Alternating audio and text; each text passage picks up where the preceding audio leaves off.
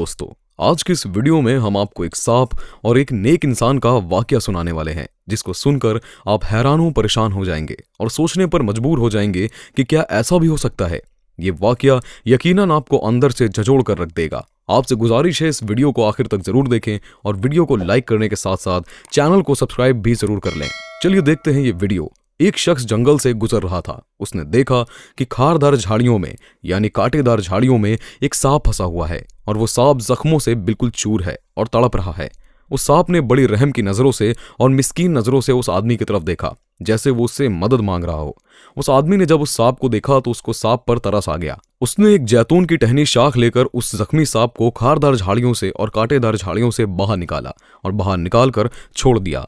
बाहर निकलने के बाद सांप ने बजाय उस आदमी का शुक्रिया अदा करने उसने पुकारना शुरू कर दिया, अपनी औकात पर आ गया और कहने लगा कि मैं तुमको डसूंगा। वो आदमी तो बड़ा मुश्किल में फंस गया। उसे समझ नहीं आ रहा था कि ये क्या हो गया और ये सांप ऐसा क्यों कर रहा है। वो डर गया। उसने भागने की कोशिश की, मगर सांप के जहर से वो भाग भी ना सका। उस आदमी की हालत तो ऐसी हो गई कि नेकी गले पड़ गई। उस आदमी ने सांप से कहा कि मैंने तुम्हारे साथ नेकी की है, मगर तुम बजाय मेरा शुक्रिया अदा करने के, मशकूर और ममनून होने के, उल्टा मुझे ही डसने पर आमादा हो गए। तो सांप ने कहा, भाई साहब, ये नया जमाना है, यहाँ पर नेकी का बदला बुराई से दिया जाता है। उस आदमी ने कहा, नहीं, ये नहीं, बिल्कुल गलत बात कह रहे हो। जमाना इतना भी खराब और बेकार नहीं हो गया है कि अभी भी यहाँ पर नेकी का बदला बुराई से ही दिया जाता हो। तुम अगर चाहो तो हम किसी इंसाफ करने वाले के पास चलते हैं, किसी को सालिस बना लेते हैं, वो फैसला करेगा। मैंने नेकी की है, इसलिए मेरे ख्याल में नेकी का बदला नेकी है और फैसला मेरे ही हक में होगा। सांप ने कहा, क्योंकि वो नए जमाने को जानता था। उसने कहा, कोई बात नहीं, ये रहा घोड़ा, ये रहा मैदान,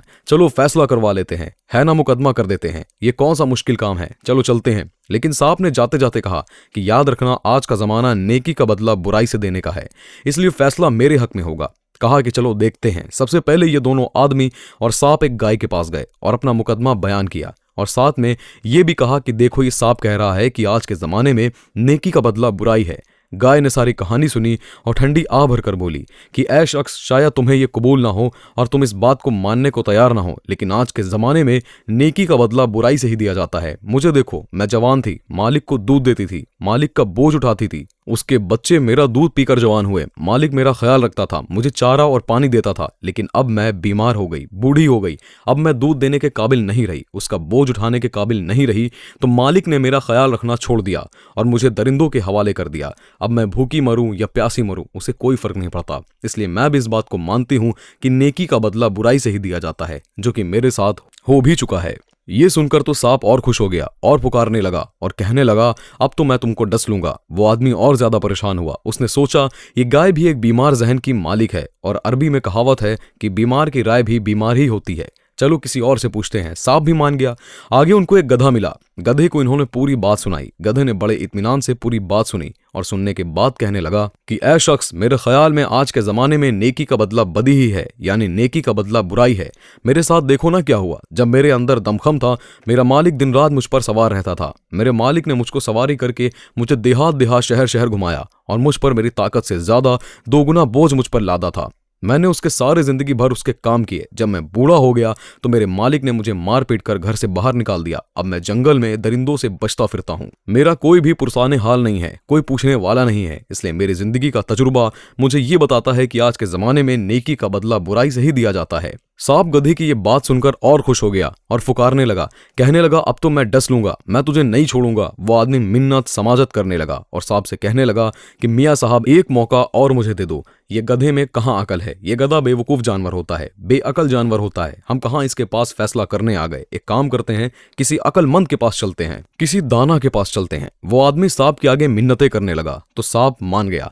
यानी उसका दिल नहीं चाह रहा था मानने को, लेकिन वो मान गया क्योंकि 2 फैसले सांप के हक में हो चुके थे। इसलिए सांप को उम्मीद थी कि तीसरा फैसला भी उसके ही हक में होगा। इस बार वो दोनों भी, यानी वो आदमी और सांप, एक बुजुर्ग के पास पहुंचे, एक दाना एक अकलमंद के पास पहुंचे और सारा वाकया सुना दिया और साथ में ये भी सुना दिया कि गाय ने और गधे ने क्या फैसला दिया था। बुजुर्ग जरा होशियार इंसान थे, दाना और अकलमंद इंसान थे। उन्होंने पूरा किस्सा सुना और उनसे कहा कि मुझे इन झाड़ियों के पास ले चलो जहां से तुमने सांप को निकाला था। पहले वो जो एक्सीडेंट हुआ था उसको हम रिक्रिएट करेंगे, यानी पहले तुम सांप को झाड़ियों में फेंको और मेरे सामने निकालो।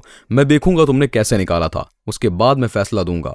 बहरहाल ऐसे ही किया गया। तीनों झाड़ियों के पास गए और सांप को दोबारा उस खारदार और कांटेदार झाड़ियों में फेंक दिया गया और जैसे ही वो आदमी सांप को दोबारा निकालने के लिए उस झाड़ियों में हाथ डालने लगा तो उस बुजुर्ग, उस अक्लमंद ने उस आदमी का हाथ पकड़ लिया और उसको मना कर दिया और कहा कि इस सांप की औकात नहीं है कि उसके साथ भलाई की जाए, उसके साथ रहम का मामला किया जाए। इसकी जगह ये खारदार झाड़ियां और ये कांटेदार झाड़ियां ही हैं, इसलिए बेहतर यही है कि इस सांप को, इस जहरीले सांप को यहीं पड़े रहने दो, क्योंकि इसे जो भी निकालेगा वो नुकसान उठाएगा। मेरे भाइयों, बहनों और दोस्तों, इस किस्से से हमें बहुत बड़ा सबक सीखने को मिलता है कि हमारी जिंदगी में भी हमारा वास्ता, हमारा पाला कई तरह के सांपों से पड़ता है। कुछ आस्तीन के सांप, कई मजहब के नाम पर लूटमार करने वाले सांप, कई खून चूसने वाले सांप, कुछ रंग बदलने वाले सांप और कुछ खानदानी सांप जो नस्ल दर नस्ल जहर फूक रहे हैं, हमें डस रहे हैं। जिन सांपों को खारदार झाड़ियों में और जिन सांपों की जगह कांटेदार झाड़ियां थी, हमने वहां रहने देने की बजाय उन्हें वहां से निकालकर ऊंचे मकाम पर पहुंचा दिया, उन्हें अच्छी अच्छी मसनदें दे दी।